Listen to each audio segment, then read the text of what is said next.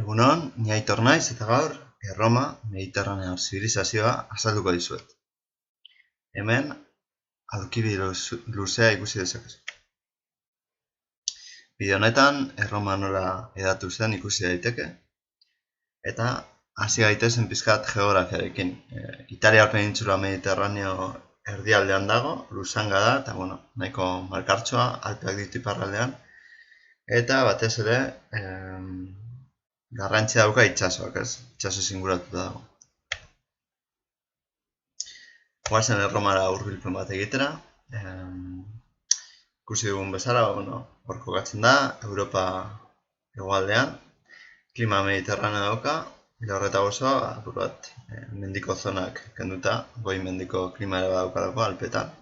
Eta hor, erdialdean garatu zen Erroma izeneko hiria.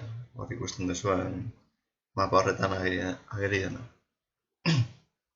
Hain zuzen ere, latina jartzen duen zonalde horretan sortu zen Erroma eta apurka-apurka handitu eta hedatu zen. Baina fijatu zaitezte Italiar penintsulan hainbat herri egon zirela bere garaian eta orduan Erroma handitzen doan heinean latindarrak beste herriak ere integratuko dituzte. Erromak hasieratik izan zuen gaitasun handia beste pertsona batzuk erakartzeko eta beste pertsona horiek haien gizartean sartzeko. Hor ikusten ditugu garaiko tribu batzuetako kideak adibidez. Hauek etruskoak dira, aurrekoak zeltak eta topatutako estatuak. Erromaren sorrerari dagokionez, alde batetik mitoa dago, Romulo eta Remorena. Hor ikusten duzuen otxemearen azpian dauden umetxoak dira. Teorian haien aitite errege zen eta haren familiako batek boteretik kendu zuen eta bere biloak ziren Romulo eta Remo hiltzeko agindua eman zuen. Baina ez zituzten hil, otxara batean sartu eta ibai batean zehar bota zituzten.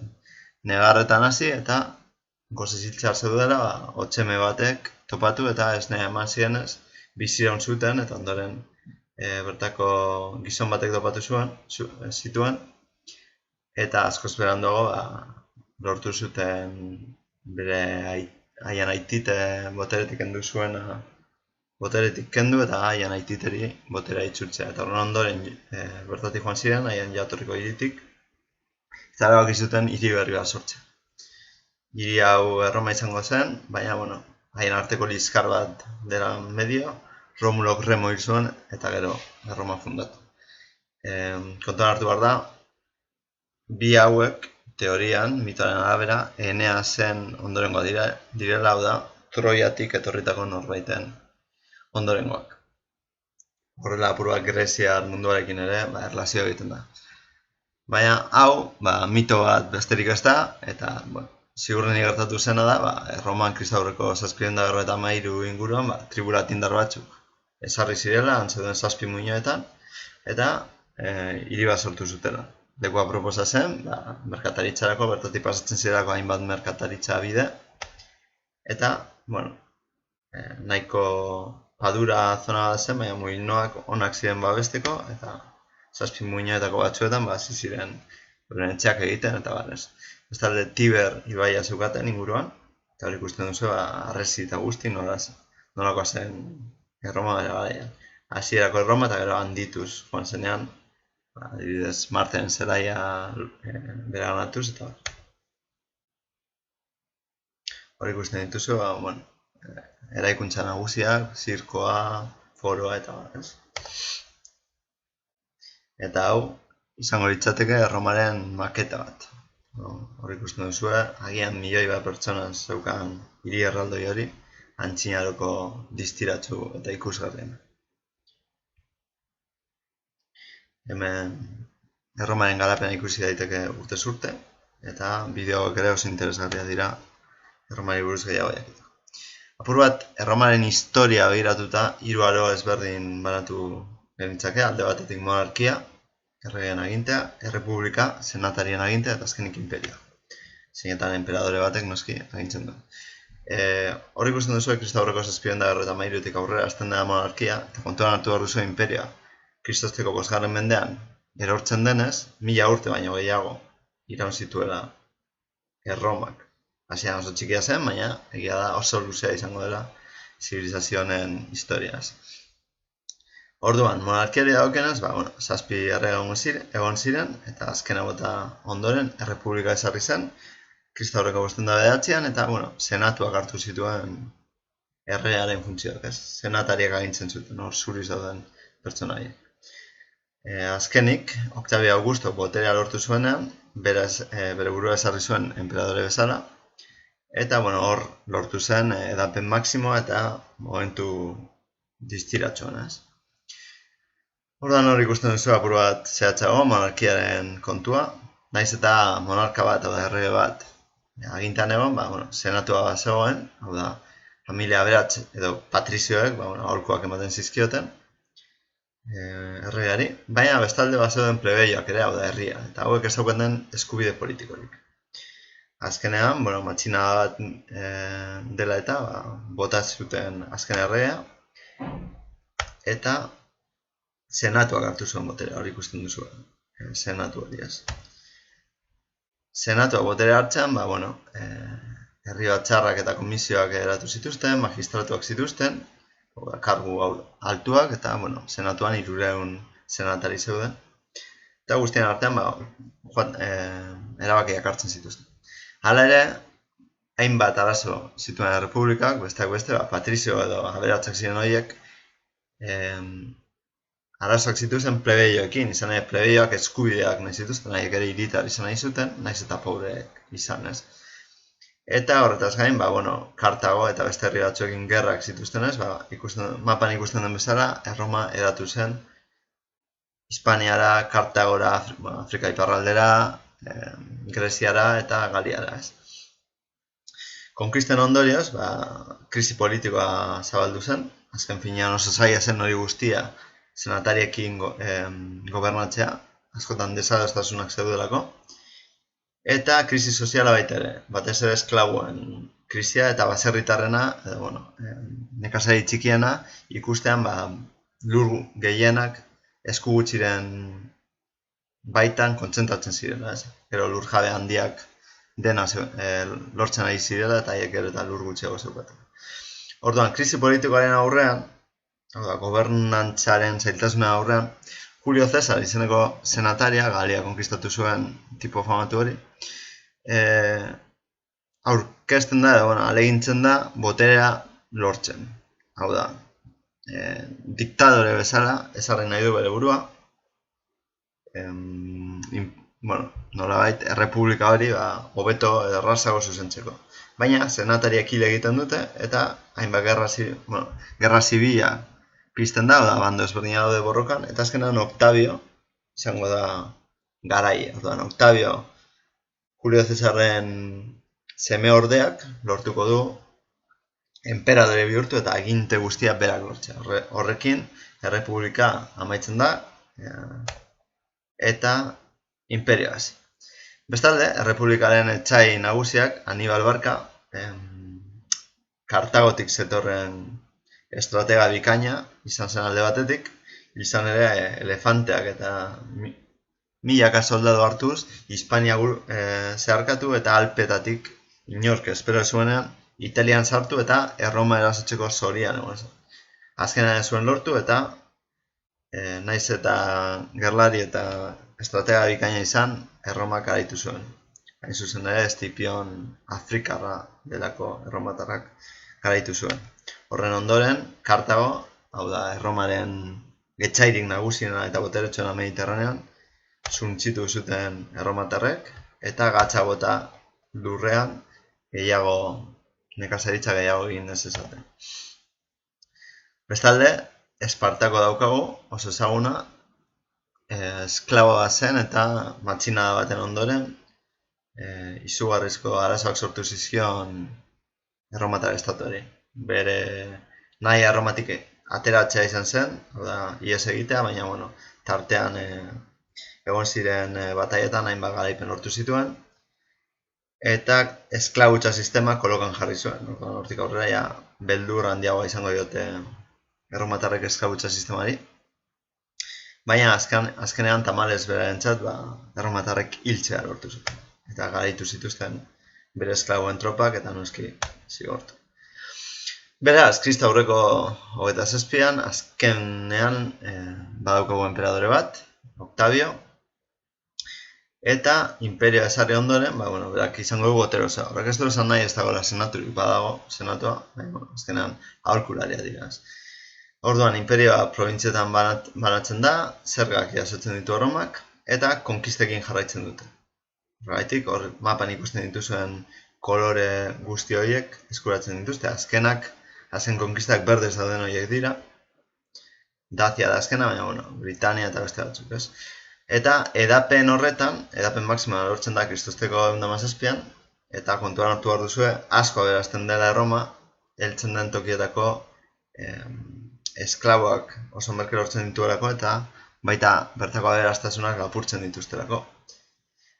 Behin, edapen maksima lortuta, hau da, hegoaldean Sahara dagoen ez, ekialdean desertu eta parteak, eta iparraldean baso erraldoiak eta germaniar barbaro batzuk besterik ez, Erromak ezin zuen gehiago hasi. Heldu zen nolabait bere limite naturaletara. Horren ondorioz, Pax Romana deritzon garai batera heltzen gara. Garai honetan, jada kanpo gudak amaitu direnez, eta bakean, aberastasuna, merkataritza, eta orokorrean, zibilizazio asko garatzen denez, bakealdi luzea egongo da. Mugen barruan, ez dago arazorik, hiriak sortzen dira, erromanizazio prozesua garatzen da, ekonomia loratzen da, kultura baita ere, eta, azkenean, erromatarrak edatzen dituzte haien bizimodua eta haien kultura Mediterraneo itsaso edo Mare Nostrum horren inguruan. Zer gertatzen da? Honek ezin duela betirako iraun, ez? Eta horrean 3. mendean krisi handi batean sartzen da imperioa. Azkenean ez dago kanpotik diru sarrerarik, esklaboak ere gero eta garestiago dira, horren ondorioz, krisi politikoa dago, generalak borrokan hasten dira boterea lortzeko, oso gutxi irauten dute enperadorek, gizarteko pertsona batez pobreak oso haserre daude, gero eta zerga gehiago kobratzen dizkietelako, eta gainera aberatsak apenas ez dutelako zergarik ordaintzen. Eta horrela, hiritar asko bat doaz handagunera eta asko pobretzen da imperioaz. Eta horretaz gain, segurtasun arazoa daude, iparraldeako herri germaniarrak mugoetatik pasatu eta imperio barruan sartu nahi dutelako. Reforma asko egiten dira, zergak igo, segurtasun handituz edo kristautasun ezarri, erlijio ofizial bezala, baina reforma hauek atzeratu baino ez dute egiten amaiera, eta azkenean Romulo Augusto izeneko germaniar bat sartzen da Erroman, eta Romulo Augusto izeneko, Odoakro izeneko germaniarrak kentzen dio Romulo Augusto, lori hau da azken enperadoreari bere koroa, eta Kristosteko 26an imperioa erortzen da, edo behintzat mendebaldeko Erromatar imperioa.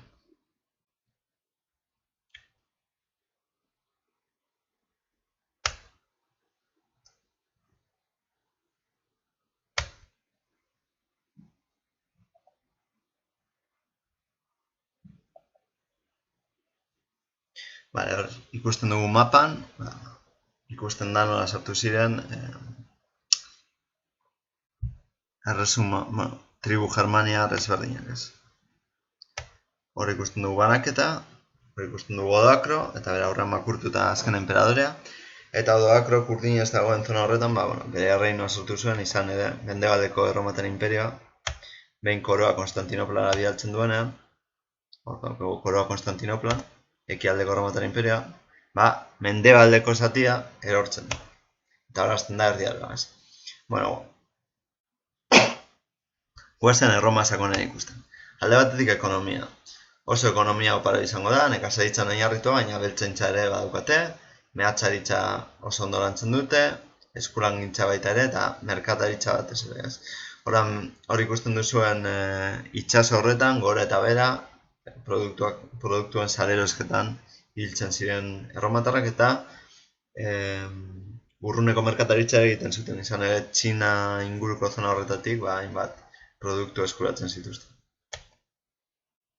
Gizarteari dagokionez, bi maila nagusi daude, hau da, herritarrak eta ez herritarrak. Orduan, herritarrak dira botere politikoa daukatenak, erabakiak hartzen dituztenak.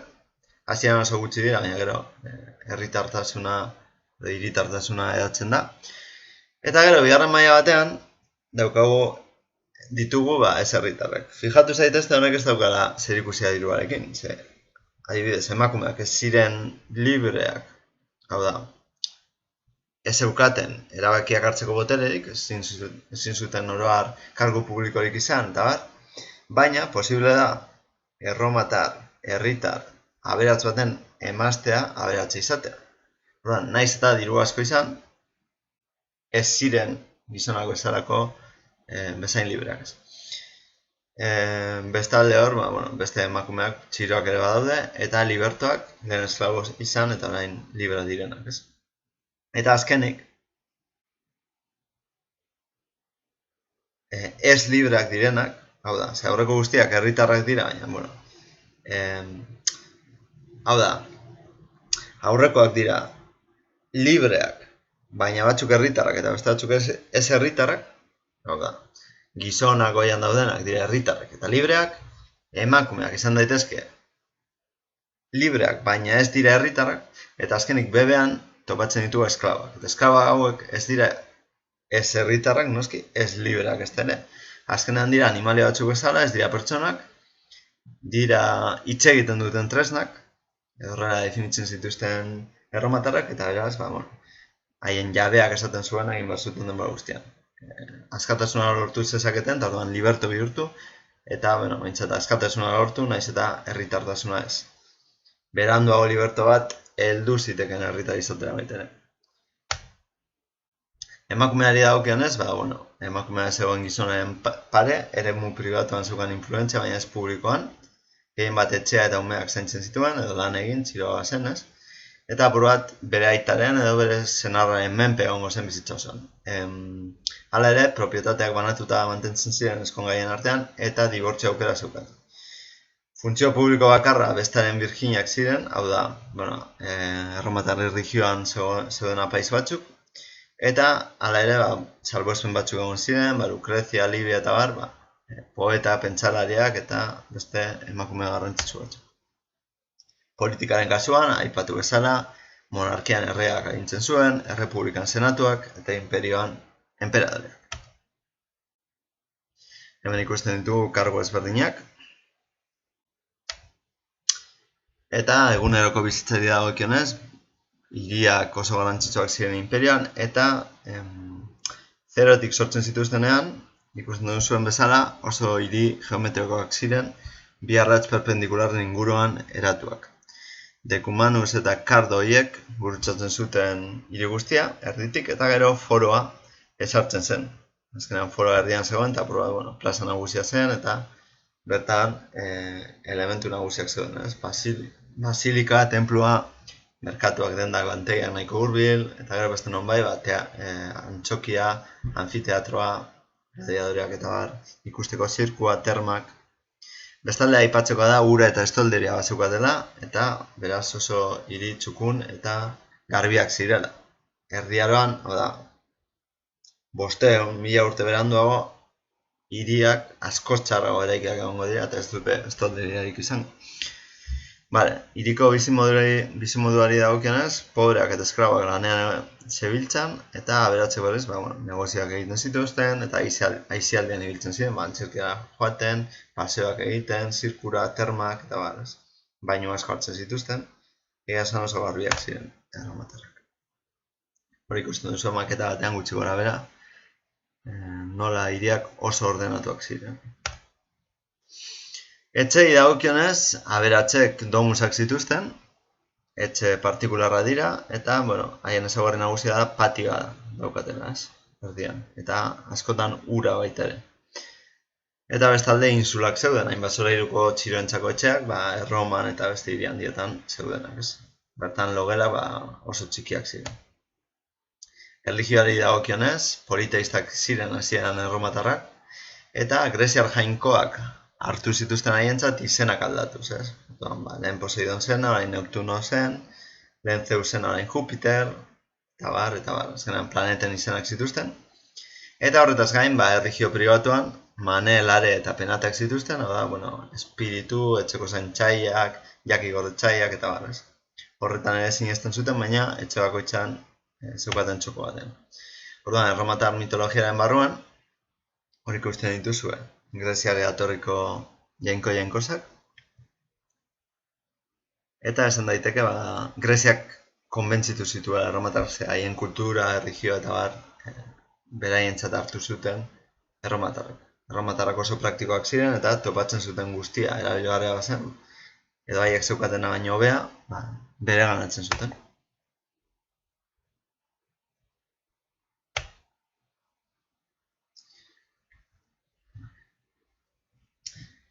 Horretaz gain, kristautasuna heltzen da erromatar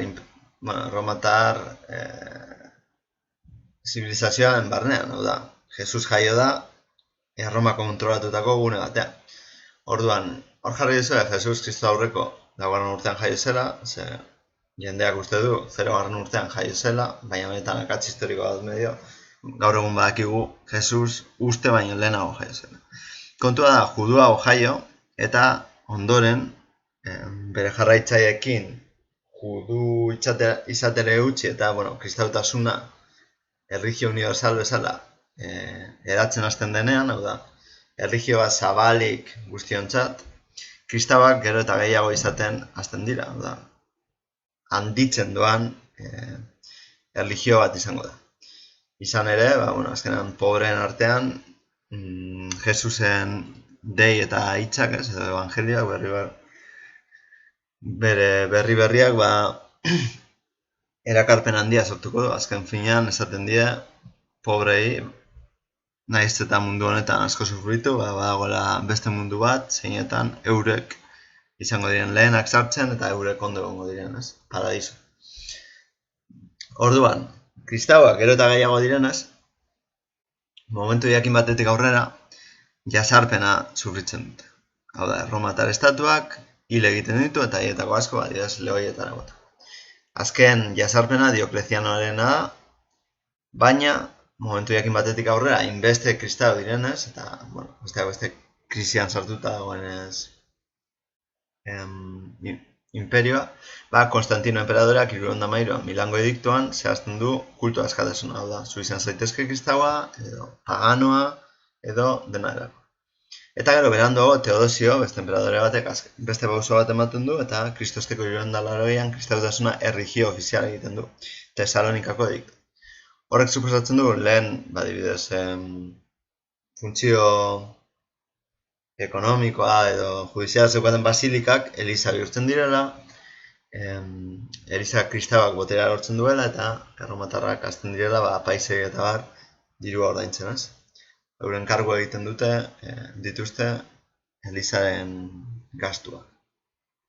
Hain zuzen ere, erromatar imperioa lortzen, Eliza kristaua izango da nolabait hori ordezkatzen duena, ez?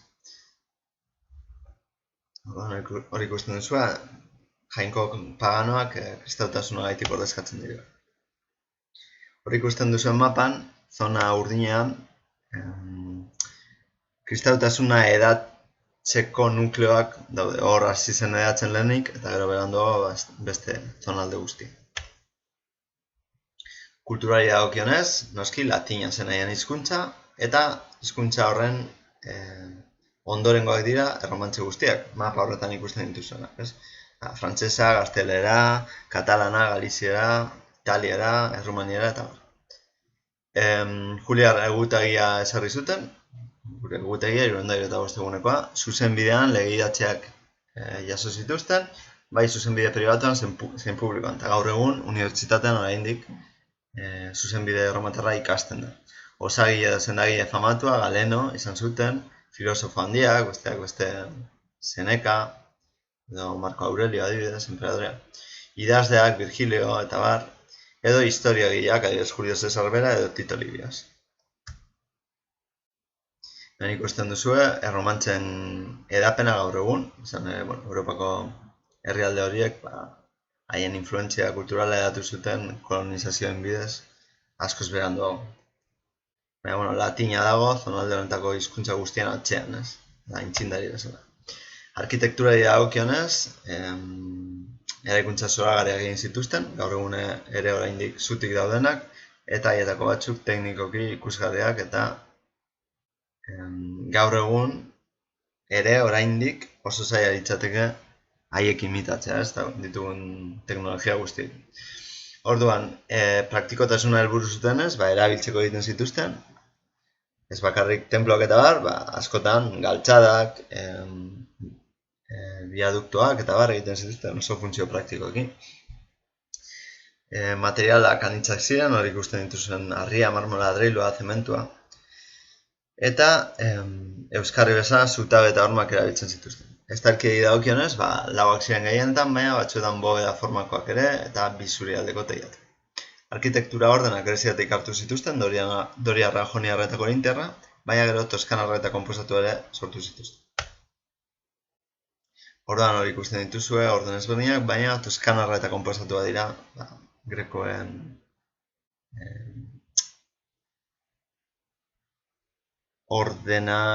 ordenei gehitzen zaizkienak, ez? Hau da, erromatarrek garatzen dituzten.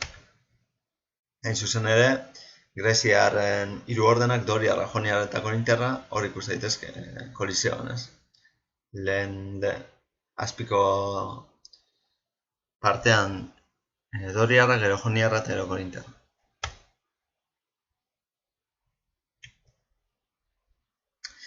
Eraikin erlijioso eta zibilak egiten zituzten, eta tenplua zen eraikin erlijioso nagusia, zibila, hau da, ez erlijioso dagokionez, basilikak, termak, antxokiak, anfiteatroak eta zirkuak, ez? Fijatu, anfiteatro bat, antxoki bat dela, baina bi biderrez biderkatua, hau da, zirkulo osoa eginez.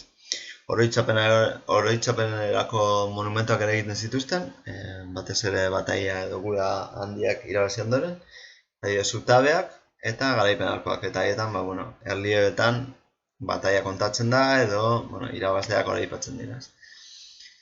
Hor ikusten dituzu, antxokia, anfiteatroa, forua, produktua, basilika eta barrez. Zubiak ere, nahiko ikusgarriak eta oso erabilgarriak ziren, besteak beste zapalak zirelako.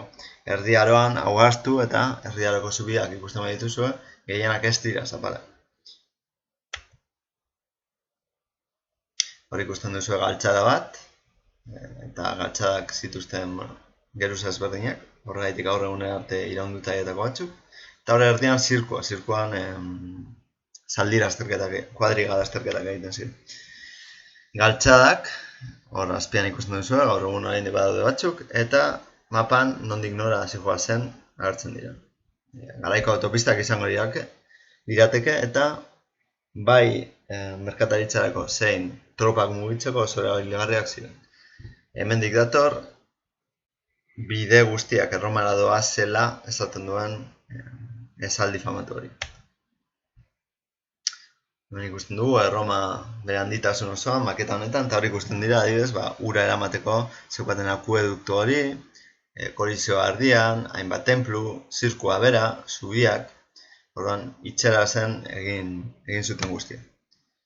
Arteari dagokionez, grekoak bezala, pintura, eskultura eta bar landu zituzten, eta greziar influentzia jaso zuten, ez? Orduan, eskulturari dagokionez, greziar eskultura oinarritua zegoen, eta marmora eta brontzea erabiltzen ziren gehien bat. Hala ere, egia da Errepublikaren aldian, erretratuak errealistak zirela. Orduan, zera maskara garatu zituzten, eta gai ziren oso aurpegi errealistak egiteko. Hala ere, imperioa heltzen, enperadorea jainkotzen da. Enperadorea da jainko bat munduan, ez? Farabiak bezala. Eta horregaitik Photoshop antzeko bat egiten zitzaien eta idealizatu. Era idealista batean ageri ziren. Hau da, gazteago, indartsuago, ederrago, muskulo guztiekin, ondo nabarmentuta, eta ez ziren errealak, hau da, agian enperadoreak 60 urte zituen eta jartzen zuten 25 izango balitu bezala, ez.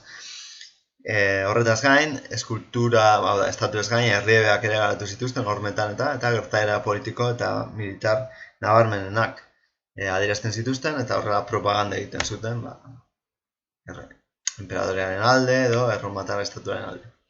Orduan, errealismotik idealizazioa dagoen zen salto hori ikusten dugu, eta hori ikusten dugu enperadorea idealizatua, gazteago, eta muskulo guztiak ondo nabarmenduta. Bestalde, pintura eta mosaikoei dagokionez, ziurrenik Greziari jarraipen bat ematen diote, baina esan behar da pinturaren kasuan apenas geratu dela ezer, pintura desagertzen dirako denboran zehar. Pompeian, bai, sumendiak dena estalizuelako, baina, orokorrean galdu egin da. Mosaikoak ordea, bai, mantendu dira hobeto, eta hori ikusten dituzu, tesela txikiak osatuak, ez? Tesela dira pieza txikiak, eta, horrekin egiten zituzten, mosaikoak askotan, edo gehienetan, etzen lurra apaintzen zuten, baina, batzuetan horma baita ere. Eta, badirudi pinturari dagokionez, freskoak egiten zituztela, horman fresko guztita zegoen bitartean marraztu, eta, kolore biziak izatez gain, askotariko gaiak lantzen zituztela. Marmoren imitazio, arkitektura, paisaiak, historia eta mitologiaz. Hemen hobeto ikusiko dugu, goian daukasuna pintura bada, eta behan berriz, mosaikoak ez.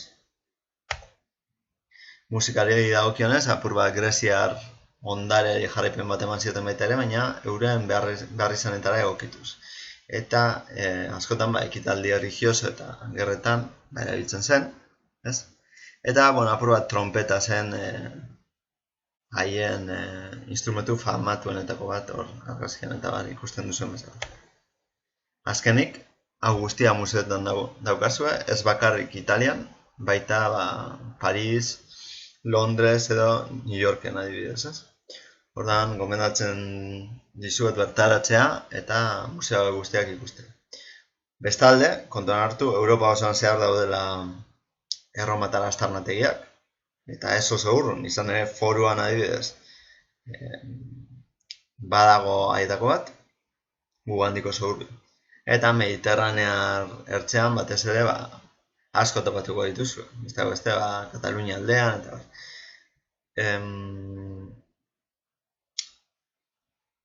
eta gutxi gora bera, hori izango da. Segovian ere, hor daukazu akuedukto famatu hori, eta Meridako antxokia ere oso interesgarria da, eta nahiko ondo mantendu dago. Azkenik bideo batzuk jarri dizkizuet, beste pertsona batzuena dira, baina gomendagarria dira egia esan. Humorez kontatua dago erroman historia guztia eta detai handiekin. Hau da bibliografia, portxo bat honetan oinarritu naiz informazioa lortzeko, eta honekin amaierara heltzen gara. Besterik gabe, espero dut bideoa erabilgarria izana, eta ondo segi. Agur!